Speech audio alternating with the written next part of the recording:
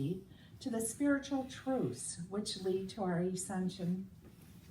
A former NASA engineer, she has been researching and exploring more than 30 years ways for individuals to use the human energy field to transform and heal their lives. When I looked her up on the internet the other day, I thought she had a beautiful story, and I surely can't wait to hear what she has to say. Please welcome the Reverend Rosamaria Machado.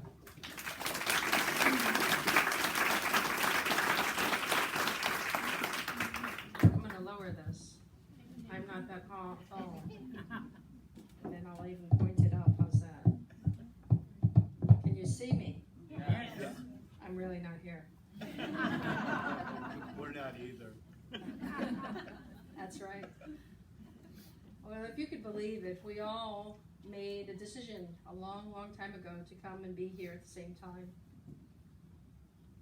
You believe in every event that we ever have in our lives actually is manifest through a knowingness, a part of ourselves that has always known where we're supposed to be and where we're supposed to go, but a majority of the time we're in conflict.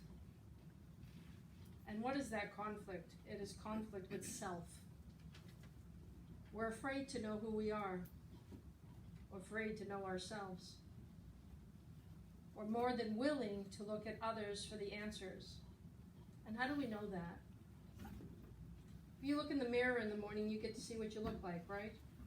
That's pretty much the only time of the day you see yourself, unless you go to the washroom once again and see yourself in the mirror. Every other moment of your day, you're seeing yourself through the eyes of another, through the eyes of someone else who stands before you. And believe it or not, those individuals are a reflection of who it is you are. Those are the people that you have called forth into your understanding so that you would reflect more deeply on who it is you are meant to be. Yes, that includes all the annoying people, because they're there to teach you a greater lesson about you. Maybe it's patience. Maybe it's understanding. Possibly it's about love, without condition, without judgment. Just an openness and understanding.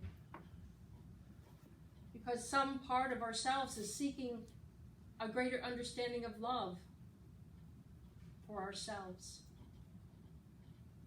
You see, a majority of our healing occurs when we begin to love who it is we are.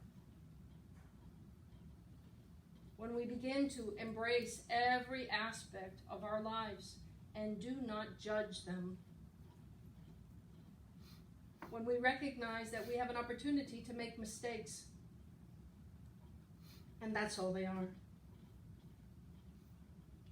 It's like a child when they're walking on the sidewalk with their parents and they say, "Mom, I'm going to jump over that crack because if I step on it, I will break your back." And you know that's not true, but it's a game.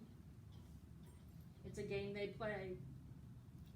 It's the same game that we play when we say, "Oh, hold your breath. You're going to be going by a cemetery. If you can hold your breath, you'll be able to not go there."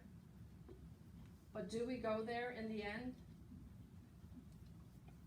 I always laugh. My children said, "Mom, do you know why there's a fence around the cemetery?" And I said, "No, why?" And they'd say, "It's preventing people from getting in."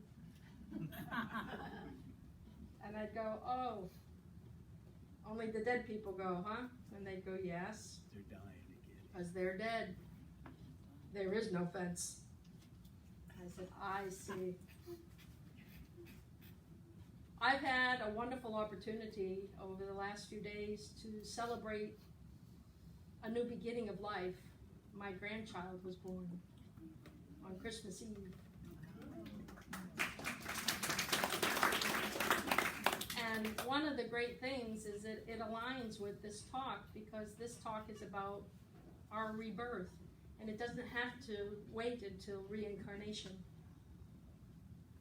Our rebirth starts the moment that we begin to recognize those things that we called mistakes as lessons. Those opportunities that we have to resurrect ourselves and acknowledge that you learned something greater about yourself than you had known before because of that event. Perhaps you even learned that you might not do it again. You may not go there or confront someone, or perhaps you're reassessing something that you've already done and you need to make a rectification of sorts with someone that you have spoken unkindly of. When we look at the continuity of life, we see that everything we do comes back to us, doesn't it? It's literally called the circle of life. We symbolize it with rings when we marry someone. We say that as we begin, so shall we end. One, together, always. And when we come into a family, we don't always like them. That's right. The people closest to you, you have the hardest time with. Perhaps that's karma. Perhaps that's your dharma, the wisdom that you will gain from those relationships. When you start to see that life is more than every event that occurs, you realize that you can literally begin to manifest and create your existence. You can create wellness. I'm a living example of that. I don't know how many of you know me. How many of you have seen me before? Oh, I know you. You believe it or not, Louis Gates and I went to school together here in this camp. A long, long time ago. We attended mediumship classes. We did seances. He and I were one of the only ones that were seeing. Did you see that? Yeah, I saw that. Did you see that? Yes. We saw people coming through the table going, hey, hey. And I was like, oh no. Did anyone else see that? So we knew there was more to life. And we would laugh about things, about the continuity of life and our experiences. Here we are. They're visiting already. The mothership's coming. There you go. Don't tell them. Yeah. What if I told you you were all aliens and you didn't belong here? Would you believe me? That's true. Or when spirit comes through, they do this kind of things. They mess with the microphone, they change the audio, they make sounds. They start to amplify their resonant frequency. And when we're healing our bodies, I have not been any place where I haven't seen amazing happen. And there are some people that are here that have witnessed those events. But often what happens is there's a vortex of energy that gets created. And then what I call angelic beings, on average, the individual that surrounds you, you have between 3 and 6 people that are with you at all time. We would call them people if we saw them in human form. A lot of times they are energetic representations. You would call them orbs. And they stand with you. They stand by you. They share their understanding with you, trying to provide you with guidance. And what they do when they're doing that is they're sharing merits. It's an opportunity for them to bestow upon you a greater understanding of something that they themselves had learned and discovered in their past incarnation and are trying to enlighten us. No, if your Uncle Bob was not too swift when he was here, he is still not too swift. That's right. Because what they are accumulating is knowledge and wisdom, and we do not go backwards. You cannot fall back. You are always held in the light of truth. You are always evolving, incarnation after incarnation after incarnation.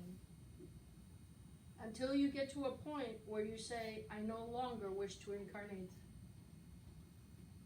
When you have expanded your being, when you have enhanced your understanding, and you can look at someone and see in them complete and total love, as if you were looking into the eyes of God, as we say, or the Father, or some say Christ.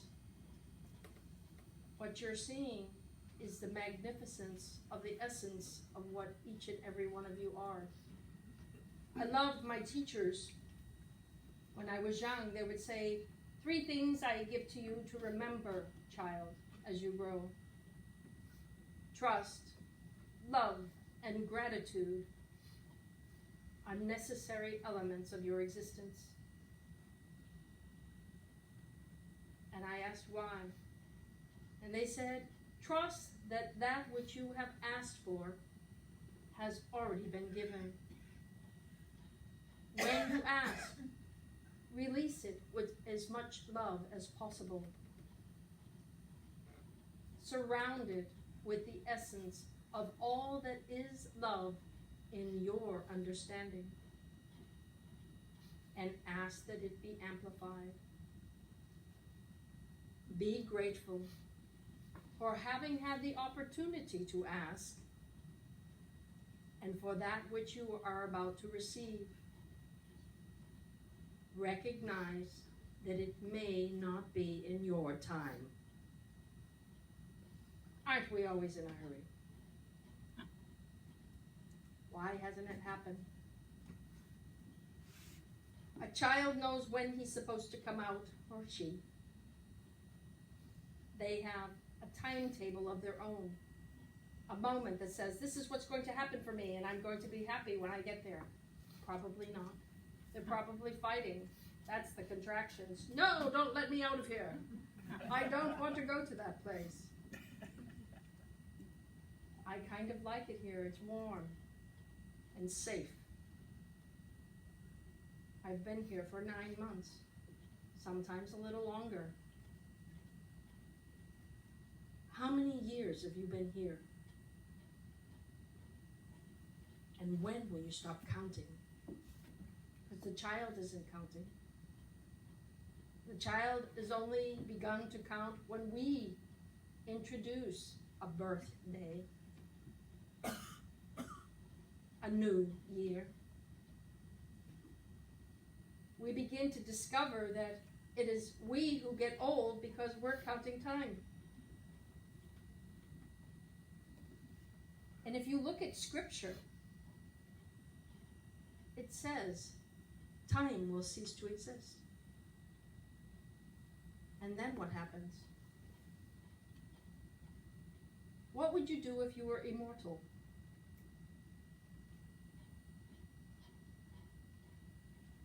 What would you do if you could turn back time? Recognizing that whatever you did to change the past would change who you are today. So the question is, how much do you love you? Who you are in this very moment in time, as you know it. How often have you looked back at events in your lives and people that you've met, and old wounds and hurts that you've had, and held on to them?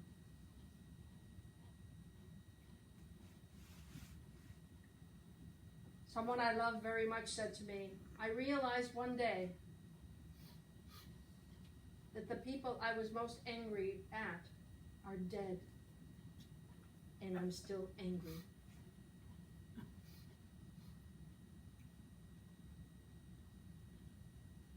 How is it that we are doing those things, that holding on to people that don't even exist anymore?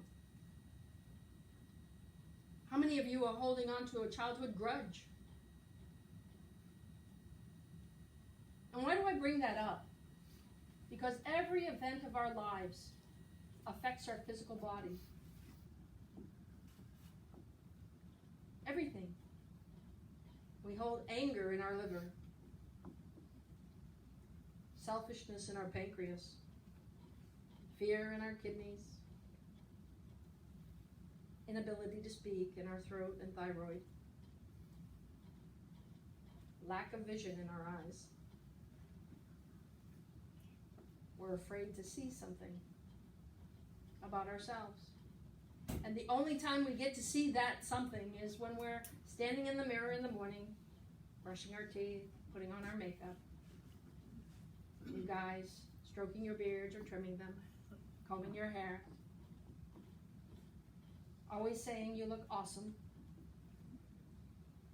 And the women going, I could change this or this. Instead of saying, wow, you know what, you're beautiful. You're absolutely stunning. What a great smile. What a countenance you present to the world. In that moment, you would literally begin to shift the energy of who it is you are. Your entire physical being, your DNA, your RNA would actually start to activate and say to you, woohoo! You rock, girlfriend! You rock, boy! It's about time. What took you so long? It would literally start to speak to you. So when those aches and pains and pangs and those joints start hurting, what is it we're not embracing? What is it we're not stepping into? That child that's coming into the world is fighting to come into life, being compressed and squeezed just to make it through a small birth canal to discover itself and to see the light of this new day. And we're in the season of giving. I like a phrase that I've heard from a master teacher. We are literally Christ in Mass.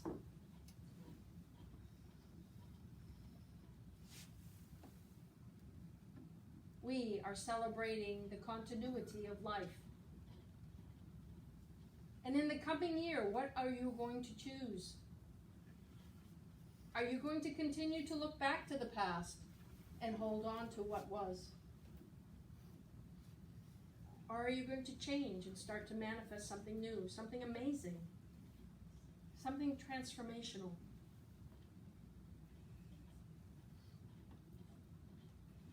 I'm an ordained minister. I'm a doctor. I always tell people, PhD, pilot higher and deeper.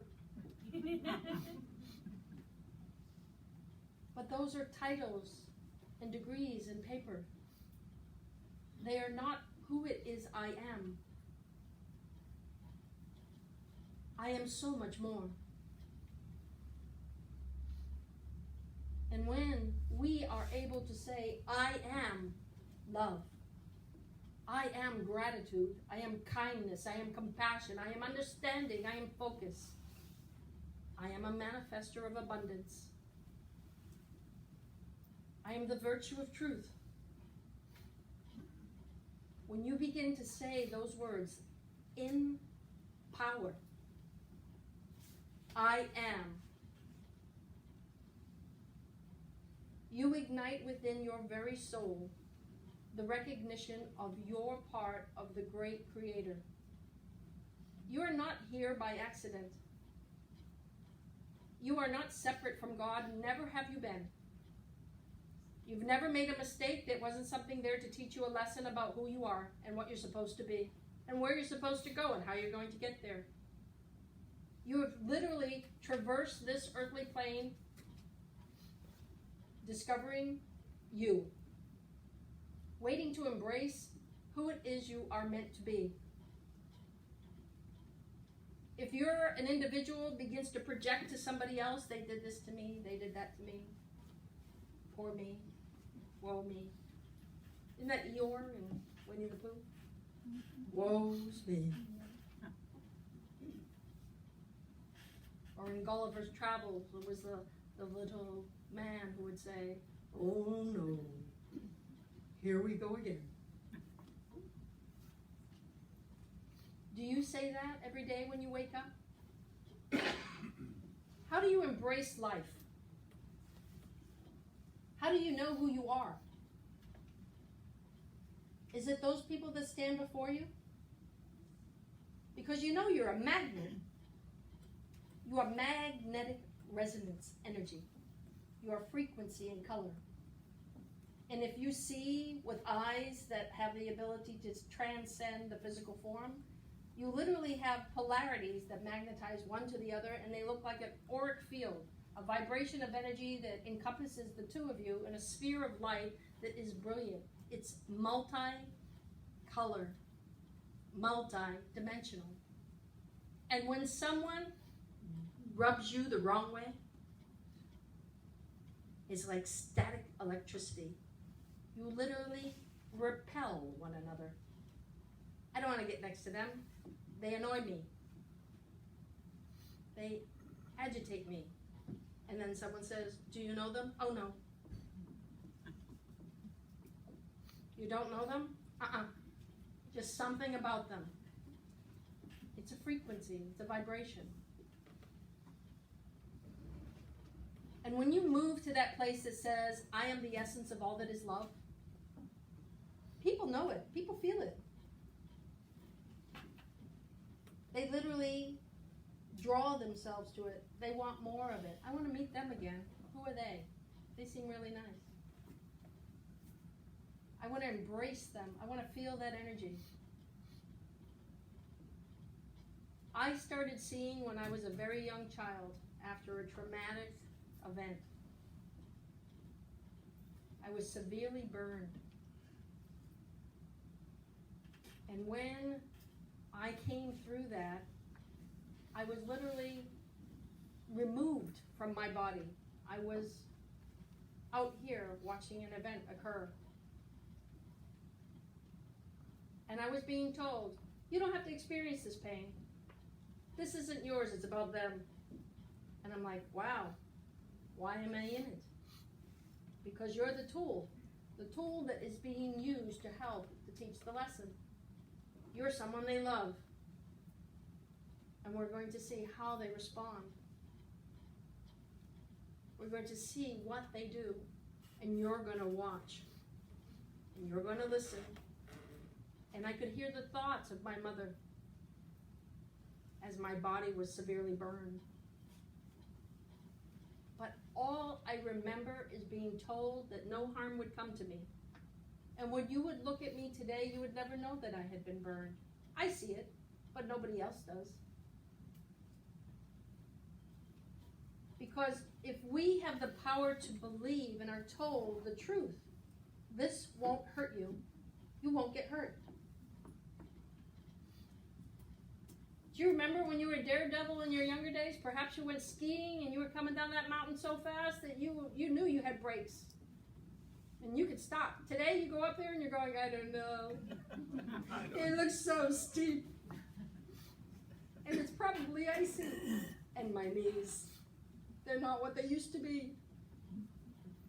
You're reassessing because you have a predetermined threshold of age. A number that you've placed on yourself. So return to that childlike behavior. Recognize that when a child falls, it just gets back up again and tries again. It does not know how to walk instantly. It falls, and it gets up, and it falls again, and it gets up, and it's not waiting for mom and dad to say, "This is how you do it." The child does it itself. No matter how many times it has fallen, until the moment in time it takes that step and says, "Look at me." So when you're looking at your life and all the events that you have fallen, that you've dropped to a knee, and you picked yourself back up, think of yourself as that child. I lifted me from that moment, and I changed. I changed my future, my events, all that is happening in my life because I made it through that. I embraced who I am. You have a power inside you that has the ability to heal you. Over 17 years ago, I was told I would die. I'm either a really, really good ghost, and I'm here with you, or you're all really good ghosts, and we're here together. Or I'm very, very much alive.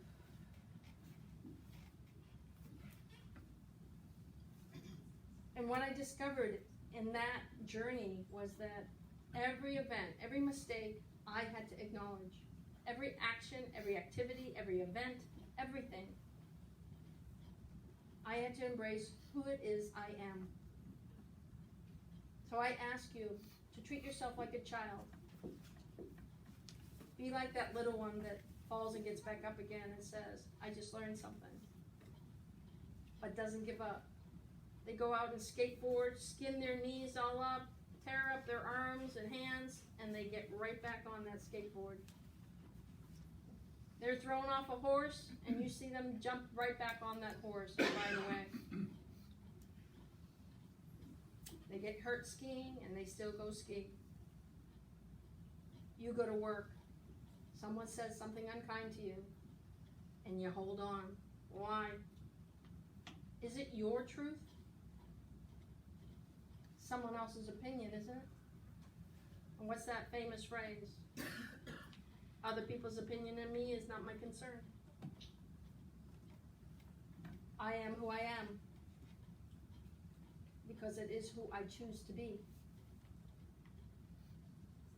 So if you want to be well, then begin to see arthritis disintegrating from your joints. Begin to see your muscle fibers regenerating and becoming healthy. Begin to see your back and lumbar spine recreating itself. Your knees regenerating. Because everything starts here. This disappears. When you leave this plane, this goes. The soul, the last set of light that leaves your body comes from the pineal gland. And it literally leaves your body. And you become one of those spheres, those orbs that everyone takes pictures of. And what are you? Singularly colored? Multicolored? You are whatever you perceive yourself to be. I love the movie with Robin Williams, What Dreams May Come. Because he created, in his death, his heaven. What I want you to remember is that heaven can be created right here, right now. It doesn't have to wait till death. It's literally in the moment of birth. And you begin to create and create some more and discover and learn. And all of it, powerful lessons that embrace who it is you are and who you're yet to be. And the moment that you recognize the wonder and beauty of self, your whole world will change. I no longer live in the United States. I've moved myself to Bermuda. I live in Bermuda on a little 21-mile spit of island that's about 3.5 miles wide. And I've been there about 3 years. I love it because I'm surrounded by water. And most of all because I'm a sensitive. And being around lots of people, I have to go take a break after a while. Because I become hypersensitive. But I've traveled the world doing healing. Because I see with eyes that were given to me as a child through a severe burn that changed my life and changed my way. And I see you all as amazing beings. You look like diamonds inside, by the way. And each thing that you call a mistake is simply an etch in your being that facets you more brilliantly than you were before. so that you could shine even that much brighter. You are not the physical body you inhabit, but that which you have created. And if you want to start reversing age, just start thinking it. I'm old. In Earth years. I remember my teacher saying, "You're older than dirt." I said, "That's pretty old." And if we look at ourselves and see that we are just a magnification of the wonder of this earth, that we're interconnected with it, we're a part of everything, and the moment we start to regenerate ourselves, we literally start to regenerate this planet. That song you heard, "How Great Thou Art," that's true. You are more powerful than you have been led to believe. And the moment you embrace that power, your world will change in an instant. I love you, and I can say that truthfully. I appreciate you inviting me here to speak. I thank you for your time, your attention, your compassion, and your kindness. And I send a blessing unto each and every one of you, that you be restored, body, mind, and spirit, to the God of which I am, and of which we are all a part. May a blessing be manifest into your body, mind, and spirit, that shines brightly within your very heart and restores you this very day to a higher understanding of your divine truth and the magnificence of who it is you truly are. Gods manifest on earth, where angels fear to tread. You have come. God bless you all, and thank you